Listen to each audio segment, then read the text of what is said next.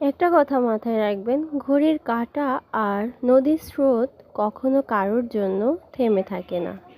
এই তো দেখুন, সেই দিন গাছে আমের মোল আসছিল, আজ আম কত বড় বড় হয়ে গিয়েছে। এটা হচ্ছে আমার বোনের আম গাছ। তারপরে এই তো সেদিন দেখলাম কাঁঠালগুলো কত ছোট ছোট, আর আজকে দেখছি কাঁঠালগুলো অনেক বড় হয়ে গিয়েছে। কিছুদিন বাদে তরকারি খাওয়া যাবে, আবার পাকাও লেগে যাবে। আসসালামু আলাইকুম, কেমন আছেন আপনারা সবাই? আশা করি যে যেখানে আছেন ভালো আছেন, সুস্থ আছেন। আল্লাহ তাআলার অশেষ রহমতে এবং আপনাদের দোয়ায় আমিও ভালো আছি, সুস্থ আছি। আমার পরিবারের সবাই ভালো আছে, সুস্থ আছে। তো প্রতিদিনের মতো আমি শিনা চলে এসেছি আবারও নতুন একটা ব্লগ নিয়ে আপনাদের মাঝে।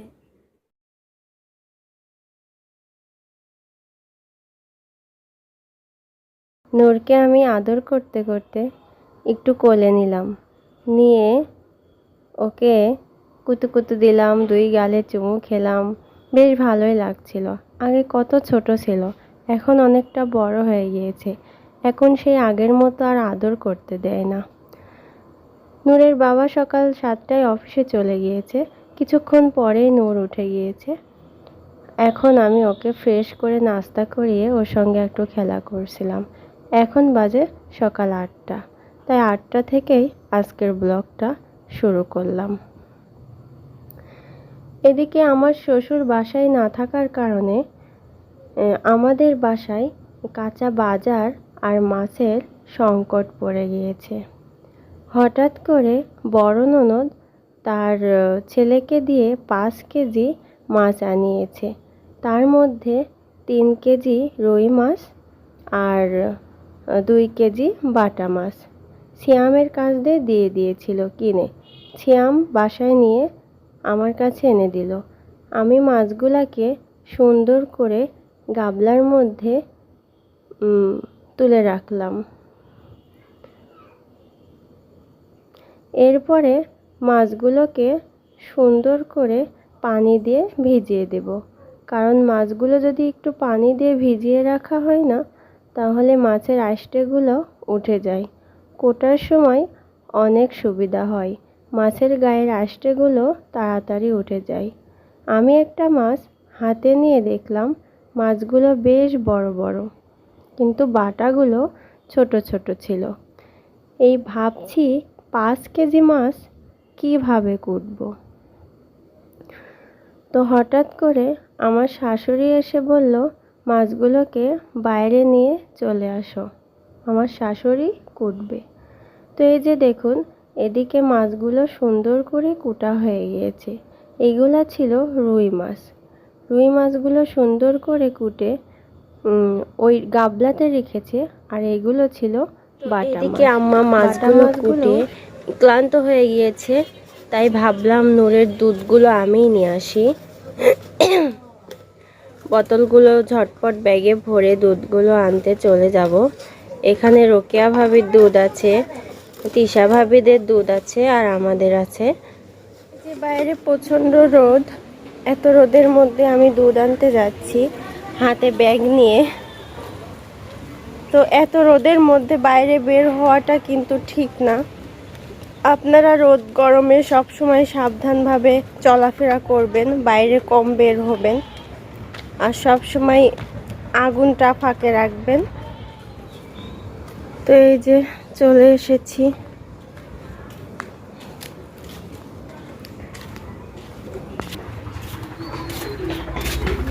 এই যে এখানে আমি দুধগুলো নিয়ে চলে এসেছি। তো এখন এটা আমাদের, আর এই দুইটা হচ্ছে একটা ভাবির, একটা বড় কাকির। তো দুইটা দিয়ে আসবো। এদিকে সকালের কাজগুলো সব সারা হয়ে গিয়েছে, এখন রান্না করার পালা।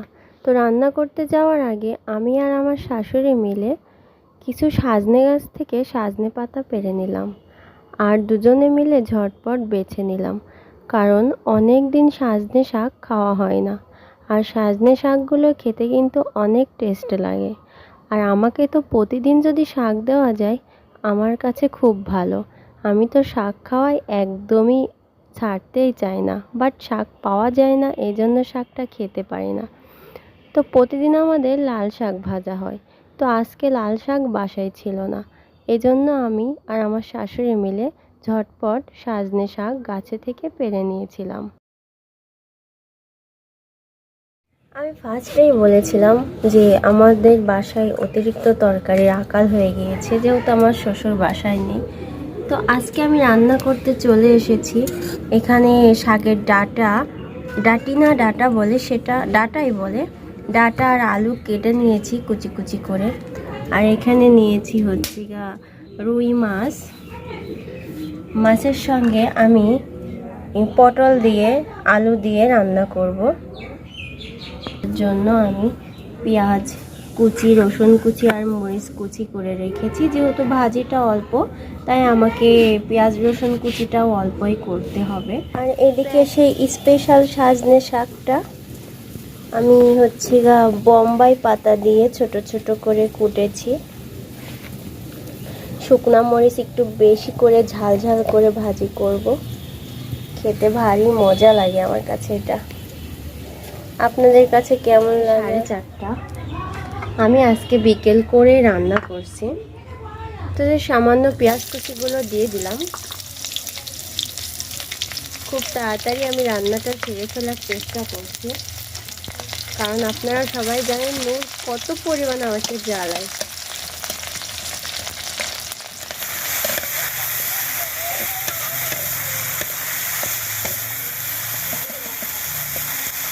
শাকটা আমি চুলায় দিয়ে দিয়েছি, আর এতে বেশি করে পানি দিয়েছি, লবণ দিয়েছি পরিমাণ মতো, কারণ এটা বেশি করে পানি দিয়ে সিদ্ধ করে না নিলে খাওয়া যাবে না।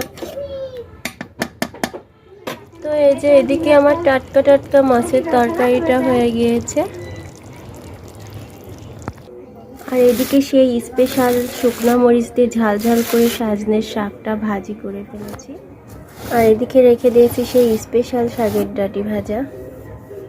তো এই তো ছিল আজকের মতো আমার ব্লগটি এই পর্যন্তই শেষ।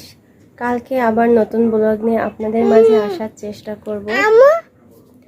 আমার চ্যানেলটি যারা যারা সাবস্ক্রাইব করেননি তারা অবশ্যই সাবস্ক্রাইব করে দিবেন। আর ভিডিওটি ভালো লাগলে অবশ্যই একটা কমেন্ট করবেন। সবাই ভালো থাকবেন, সুস্থ থাকবেন। আল্লাহ হাফেজ।